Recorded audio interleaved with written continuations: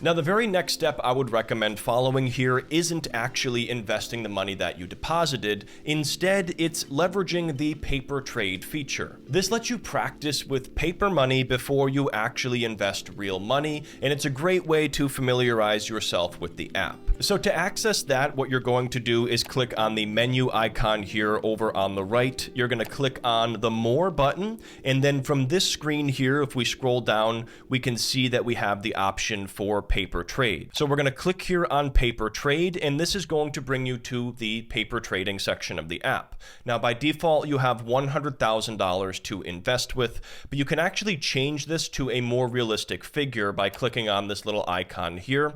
So we're going to go ahead and change this to just $500 and click on confirm, and it's going to reset us back to a $500 balance in the paper trading account. What we're going to do now is place a paper trade for one of the stocks on my watch list. So what we're going to do is click on paper trade, and we're going to select Google at the very top here, and this is going to bring us to the stock profile page. For now, guys, we're just going to focus on placing a paper trade, but in the very next step, when we actually invest money, I'm going to show you how to use the different charting tools, technical indicators, and all of that good stuff. So what we're going to do is click here on paper trade, and we're looking to buy, and we're going to be doing an order type here of a market order. We're also going to explain these order types here shortly. And real quick, guys, before I get into making this investment, I just have to quickly mention that I am not a financial advisor, and this isn't personalized financial advice. So we're going to be able to purchase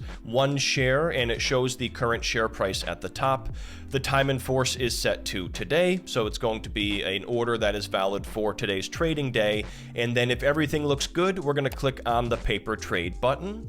And just like that, we bought one share of Google. Once you place a paper trade, you can also keep track of your investment by clicking here on the back button. And then if you scroll down here, we can see under my positions, it lists our position in Google. We can see our open P&L to tell if we're making money or losing money on the investment. And the value of our paper trading account will also fluctuate above.